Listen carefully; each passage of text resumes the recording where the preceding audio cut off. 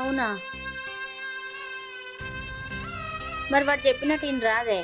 వాడు వద్దు అన్నప్పుడు తీయించుకో, లేకపోతే వాడు ఇంట్లో లొల్లి ఎత్తాడు, ఇట్లనే కోపంగా ఉంటాడు.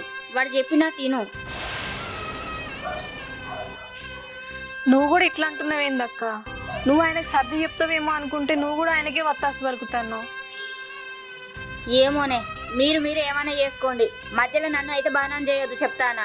వాడు చెప్తే అట్లీనాడు, నువ్వు చెప్తేనేమో ఇట్లా నువ్వు కూడా వంతాసు పలుకుతాను అక్క అంటాను. ఇప్పుడు వాడికి నేను ఏం వంతాసు పలికిన్నే? మనకి ఏమన్నా చెప్పినా నేనేమన్నా?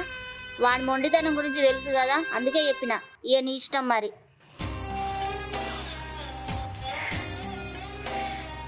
ఏంది ఈమె కూడా ఇట్లా అంటుంది? ఇంకా ఆయన ఎవరు చెప్తే వింటాడు? మా నాన్నకన్నా ఫోన్ చేస్తా.